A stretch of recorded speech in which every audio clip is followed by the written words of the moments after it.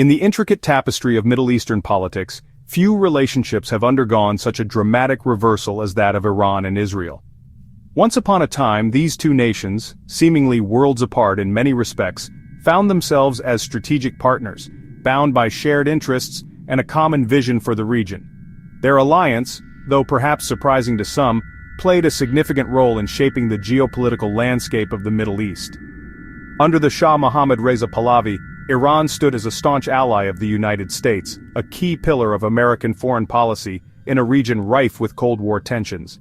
And Israel, facing its own set of regional challenges, recognized the strategic value of cultivating a strong relationship with its powerful neighbor to the east. This unlikely partnership fostered collaboration on multiple fronts, including the sharing of vital intelligence, extensive military cooperation, with joint exercises and the exchange of military expertise becoming commonplace. Both nations shared a mutual wariness of the rising tide of Arab nationalism, which threatened the existing regional order and the growing influence of the Soviet Union in the Middle East.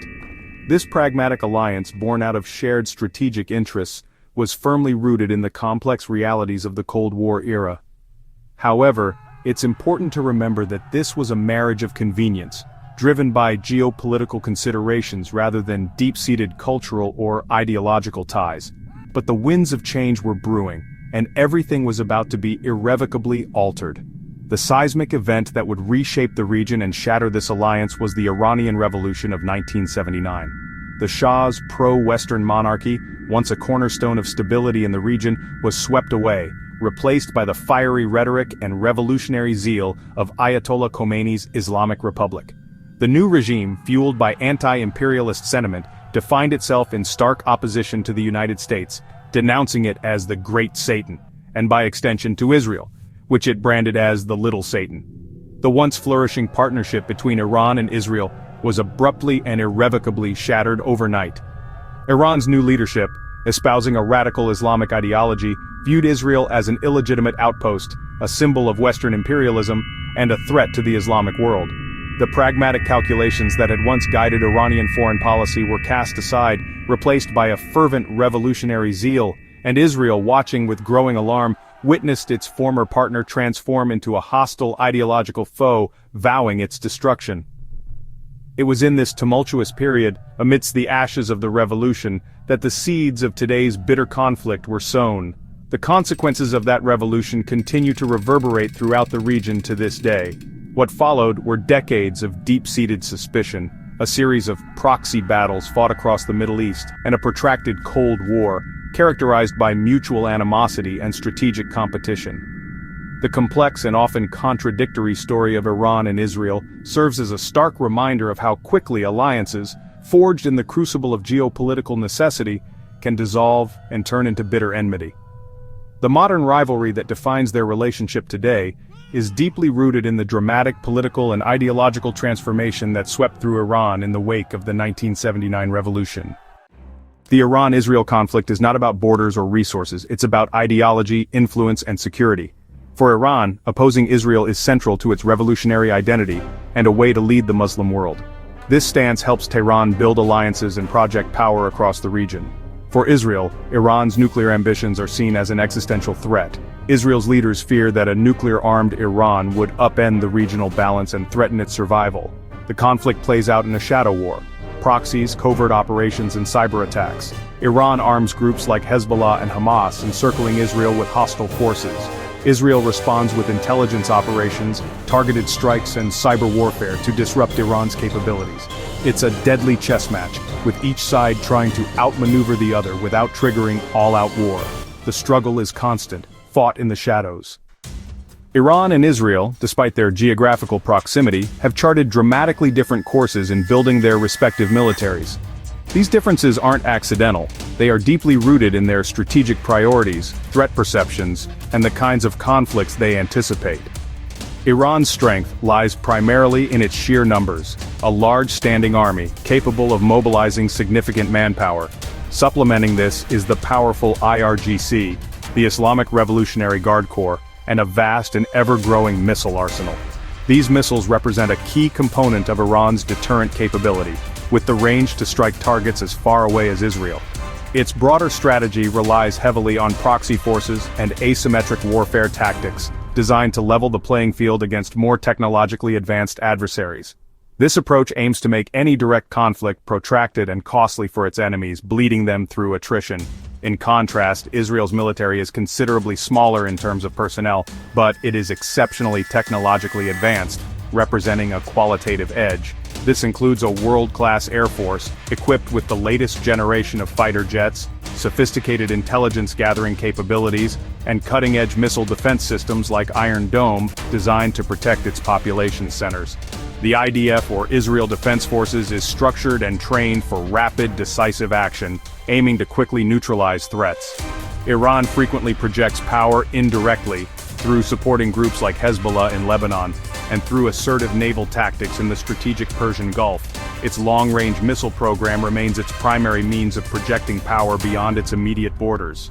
Israel, on the other hand, places a premium on achieving and maintaining air superiority and leveraging its superior intelligence capabilities to conduct precision strikes against emerging threats before they can fully materialize. Agencies like Mossad and Amman, the Military Intelligence Directorate, have earned legendary reputations for their ability to conduct covert operations deep inside enemy territory, often with significant strategic impact. Iran's strategic posture emphasizes absorbing initial attacks and then retaliating through a combination of missile strikes and asymmetric warfare. Israel, conversely, prioritizes preemptive action and overwhelming force to quickly defeat its adversaries. In this complex dynamic, each side constantly seeks to exploit the other's vulnerabilities by leveraging its own strengths. Ultimately, their military doctrines are a direct reflection of the specific types of wars they anticipate fighting, and the unique challenges they face in a volatile region. In the intricate geopolitical landscape of the Middle East, neither Iran nor Israel exists in isolation.